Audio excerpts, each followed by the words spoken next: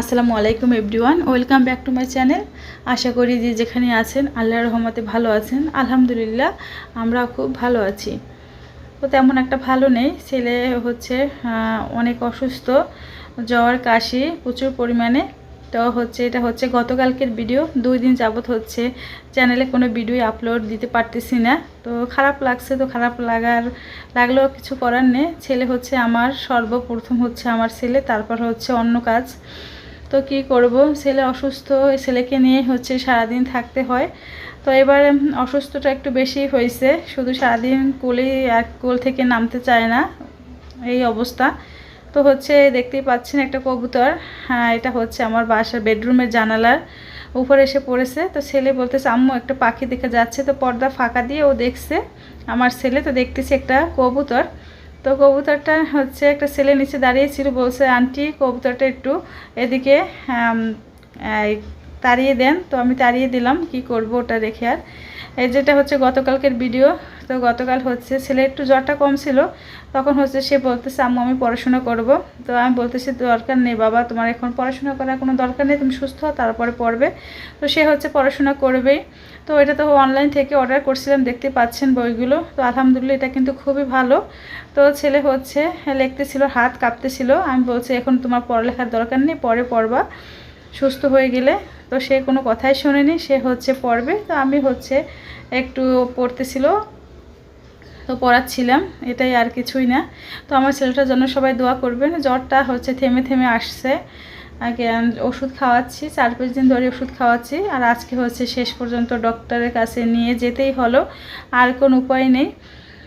তো গতকালকে রান্না করছিলাম তাড়াহুড়ো করে, ডাল দিয়ে লাউ রান্না করছিলাম। আর লাউয়ের খোসা ভাজি, এটা কিন্তু খেতে খুবই ভালো লাগে। আর রুই মাছ।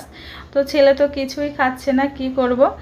তো আজকে কিছুই রান্না করতে পারি নাই। আজকে এটা তো গতকালকের ভিডিও, একটু করছিলাম। আর আজকে টুকটাক মিলিয়ে একটা ভিডিও বানালাম।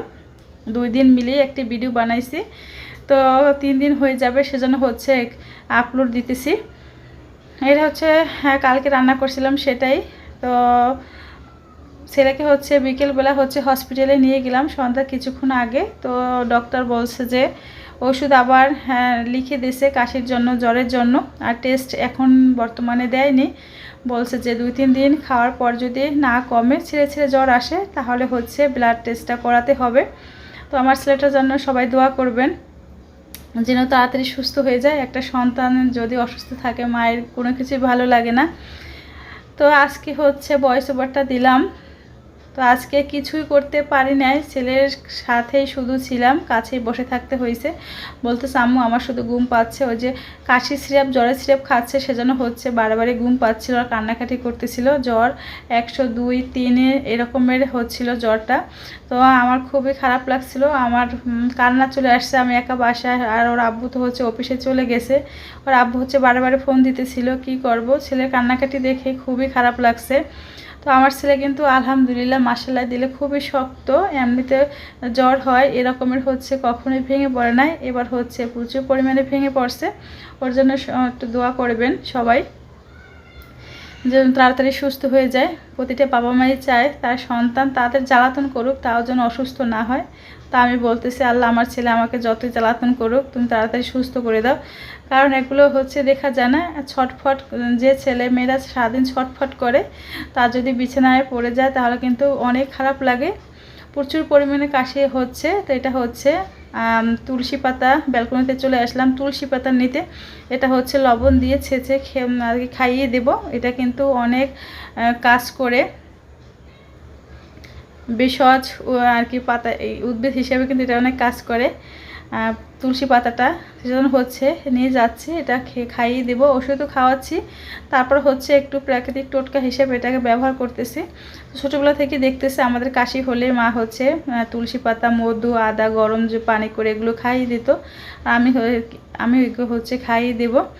মধুটা বাসায় নেই, ওর বাবাকে নিয়ে আসতে বলছি। এখানে কিন্তু দেখতে পাচ্ছেন এখন কিন্তু একটু বর্তমানে সুস্থ ছিল, দুপুর দিকে আবার জ্বর উঠছিল, তখন সে নিজে তুলসী পাতাটা কিন্তু দিয়ে দিল।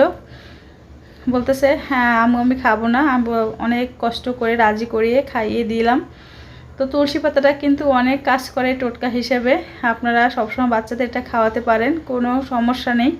এটা বলার কিছু নেই, এটা সবাই জানে তুলসী পাতাটা হচ্ছে শরীরের জন্য কতটা উপকার, এবং বড়রা যে চা তৈরি করে খায় সেটাও কিন্তু খুবই উপকার। তো আজকে হচ্ছে আমি কি বলবো, কোনো কাজকর্ম কিছুই করতে পারি না, ছেলেকে নিয়ে শুধু বসে থাকতে হয়েছে। তো ভিডিওটা তেমন একটা বড় করতে পারি না, আর তেমন কিছু দেখাইতেও পারি না। যেটুকু 2 দিন ধরে একটু একটু করে ভিডিও করছি ফাঁকে ফাঁকে, যখন ঘুমাইছিল বা কাজ করছে একটু সুস্থ, তখন ভিডিওটা করছিলাম, সেটা আপনাদের সাথে একটু শেয়ার করলাম। তো ভালো লাগলে অবশ্যই ছোট্ট করে একটা লাইক করে দিবেন। লাইক, কমেন্ট, শেয়ার, সাবস্ক্রাইব করে আমাদের পাশে থাকবেন। আমাদের জন্য দোয়া করবেন, আপনারা ভালো থাকবেন, যেন দোয়া করি সবাই ভালো থাকে, সুস্থ থাকে। এই যে রসটা কিন্তু আমার করা হয়ে গেছে ফাইনালি। এখন আমার বাবাটাকে আমি খাইয়ে দিচ্ছি। তো আলহামদুলিল্লাহ খেয়ে নিছে লক্ষ্মী বাবার মতন। খেয়ে একটু বলছিল আম্মু কেমন কেমন যেন লাগে, ভালো লাগছিল না। তো আমি বলছিলাম আব্বু এটা ভালো লাগার কোনো জিনিস না, এটা খেলে তুমি হবে সুস্থ হয়ে যাবো তাড়াতাড়ি। আমি কিন্তু এখন হসপিটালের সামনে দাঁড়িয়েছি, তাই একটু ভিডিও করছিলাম, তো পুরোপুরি দেখাইতে পারি না। তো আল্লাহ হাফেজ, আসসালামু আলাইকুম।